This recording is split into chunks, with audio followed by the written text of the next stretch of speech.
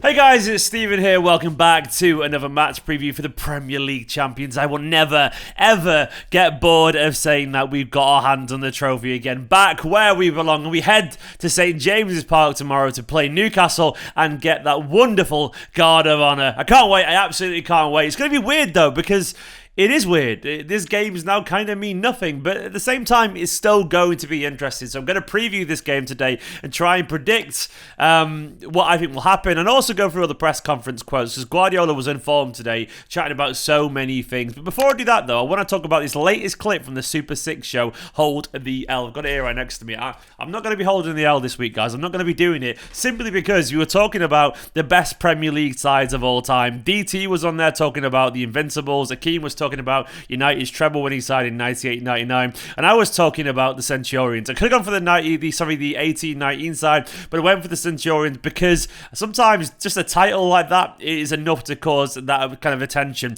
Watch this clip of me arguing why I think the Centurions is the best Premier League side. What I will say is that I would probably feel happier than the season City had that year, watching City win more games and score more goals. I mean, I'm just going to be honest, I don't ever celebrate a draw, and celebrating a draw 12 times, I mean, it's great and it's a lovely statistic and it's incredible, and I'm not trying to play it down, but I would honestly rather watch Manchester City win loads more games and score loads more goals and win more trophies for what it's worth, because that season, I mean, the reason you got to carry on holding on for those draws is because you're out of the Champions League, you're out of the FA Cup, you're out of the League Cup, and City were going for other trophies, man. They were playing at the busy end of the season and winning other trophies that season too, so it's incredible, don't get me wrong, but in terms of pure statistical brilliance and pure domination over a league in one season, now, I'm not playing down the other sides. They're both absolutely brilliant, and I understand why someone may play it down, but I'm so bored of people actually playing down this Manchester City side. And people usually just go, well, you had loads of money. That doesn't change the fact that that team was absolutely immense. I'm sorry, it was brilliant. Arsenal's was brilliant, but I'm honestly not exaggerating. I understand the achievement of not getting beat all season, but I'm not exaggerating to saying I enjoy a season more when you win more games and score more goals and get more points.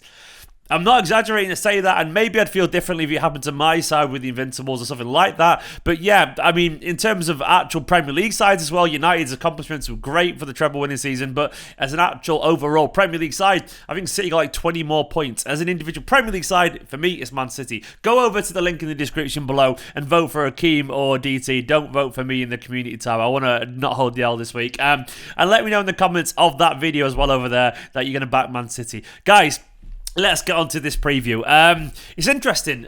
Quickly, the Champions League final today came out. It's in Porto, which is interesting. Good luck to anyone who gets tickets. I'll try. I don't think I'll be able to with a mortgage and a marriage and all that kind of stuff. I'll be able to justify the flights, but I will certainly try. And if you do get it, good luck. Porto's better than Istanbul. Not ideal, but it's better than nothing, I guess. But either way, Guardiola was in reflective mood today in the press conference about the quality of our owners. He was talking about the pressure when they didn't win in the first season or after the Lyon game. And he said, when we didn't win in the first season and when we lost against Lyon, the support I had from the chairman. He said, like me, support my backroom staff. Now we have 2 weeks ahead for the dream to come through the Champions League final. He says, when everyone knows the manager will stay, and he's talking about the contracts earlier on, it makes stability. The continuity of the manager. If you don't win and you get sacked, it doesn't matter the next 2 or 3 years. Of course, the players trust you if you don't win even 1 month. They see weaknesses though. He's right. I mean, that stability needs to be there. He said, what we have done so far is win a lot. If you start to lose, you start to doubt. The best way is to win games. Personally, it's a special gratitude to Cheeky, Ferran, and without them, and especially at Khaldoon, it would be difficult. He said, I travelled to see Khaldoon in November and we had long discussions. He said we still have work to do. I trust him a lot. He said we'll try again the next years. Part of my happiness is his determination. And he's right. I mean, the support that he gets from those guys is absolutely a big reason why Guardiola's still here. And I love it, man. I absolutely love that Guardiola feels so comfortable in this club. He was also asked about how this title compares to other titles, and he said, they're all similar, they're all difficult. The pandemic makes this one incredible, and it's a pleasure to win. The amount of effort behind the scenes makes every title feel incredible. I said, I feel especially so good because I've been with these people for 5 years. We make a big picture in the last 10 years, and we've won 5 Premier League titles, and that is incredible. He went on to say it's more important than just the title. We've been in the Champions League for a lot of seasons, but to win 5 in a decade in this country is massive, because City are a massive club, Guardiola.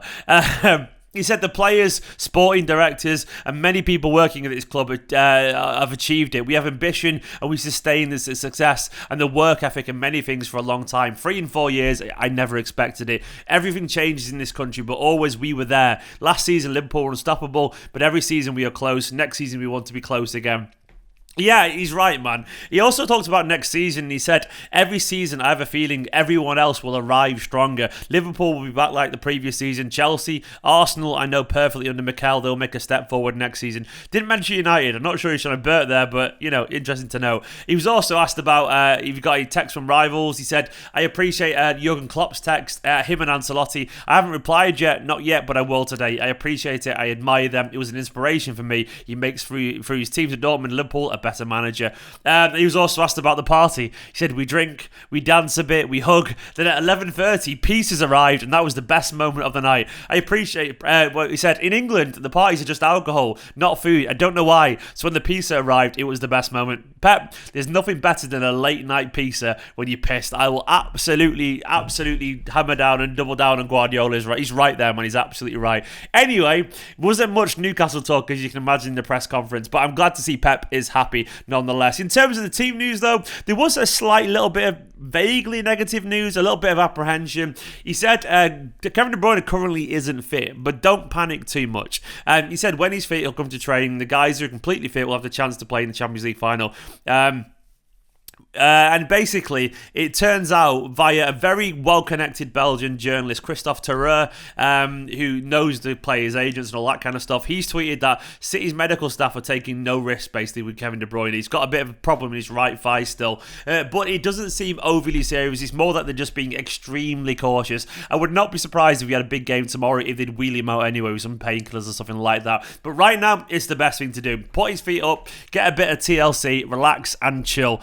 Which does bring me on to the lineup, though. It's going to be really hard to guess this. I mean, I know we all want to see academy players and all that kind of stuff. I don't see it personally. I want it to happen, but I don't think it'll happen. I've got a feeling that Guardiola will feel that if he does drop his guard a little bit and tells the players to go and relax and put their feet up, they may switch off. And as of tomorrow, the Champions League final is basically only 2 weeks away. So you might be thinking, is it even worth letting the players get into that relaxed headspace? Do they need to just be ultra focused on the job in hand and keep the sharpness up? And I think you'll go for that. We may see the odd academy player on the bench, but I do think actually it'll be a relatively strong squad, give or take the odd change here and there. And what I think will happen is we'll see teams where it's kind of like half of the expected 11 in the final and then half of the backup 11. And I don't say that as in like definitively, because we know people could break into the team, but I think it'll be that, and then it'll rotate, and then it'll rotate again until we get to the final. Having said that, I do think maybe Ederson will sit this one out. I think Stefan might start.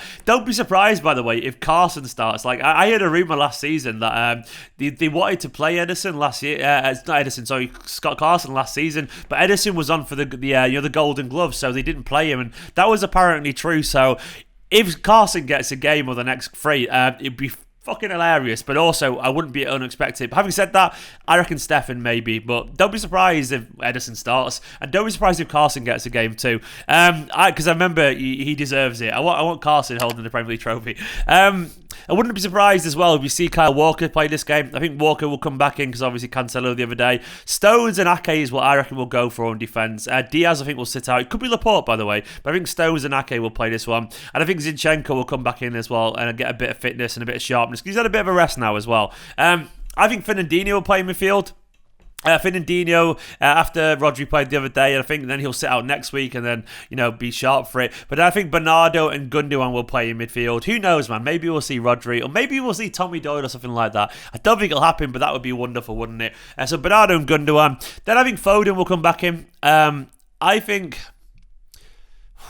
I'm going to say Torres will start, actually, with Sterling as well, so like a false nine kind of thing, which is a bit all over the place. It could be Sergio, but I think he'll sit out this one. Could be Jesus as well. Maybe Jesus will play. I don't know. But I'm going to say Torres, Sterling and Foden, which will be interesting to say the least. On to the opposition. Well, Newcastle, their season is over. I'm not just exaggerating there. They are safe in the Premier League now. They've had a poor season overall. They're down in 16th currently, but they're not going to get relegated because Fulham, West Brom and Sheffield United had that honour, of course. And so I think basically the players will have their feet up now, and probably deservedly so, because obviously they had a big result against Leicester, which essentially guaranteed them their safety. A 4-2 victory away at Leicester.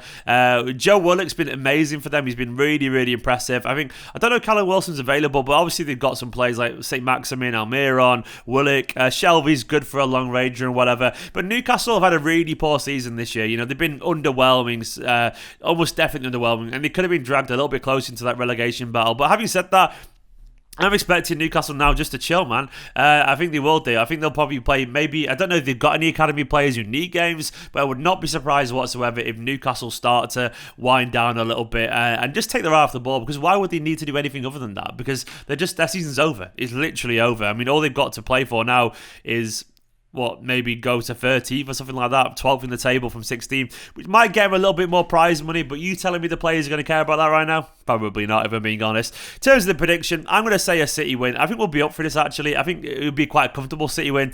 I reckon we could batter them. I think it could be like 4-0 or something like that. I think City will be really up for this. I think they'll be free from the shackles and the pressure of this, and Newcastle will not give a shit at all. So I'm going to say like 4-0 Man City. Maybe I've been a bit harsh there on Newcastle, but I've got a feeling we'll be really up for this, and some players will be trying to make an impression because the Champions League final is beckoning, and they've got to make an impression. Guys, that is my prediction. Let me know down in the comments what you think it will be, of course. Could be absolutely anything. What I want to see is some interesting stories from this game. Thank you so much for watching this video. Big love to my Patreon producers. Irene J. Alcey, thank you so much for becoming a top tier member as well. Absolute legend, mate. Will Pritchard and Ahmed Al Ali as well. And all the names currently scrolling down the side of the screen. You guys have been so incredible. So incredible. And I'm at the point now where the subscribers as well, by the way, are at basically the Etihad's capacity. Fucking incredible. Absolutely amazing. Don't forget to like, comment, subscribe and all that kind of stuff. Go watch the video from yesterday. For now though, you're absolutely awesome. Come on, City, Premier League champions. Oh, quickly as well, forgot to say, go watch Super 6 video as well. Give that a like and all that kind of stuff. As I was just saying, once again, Premier League champions. Life is awesome. In a bit.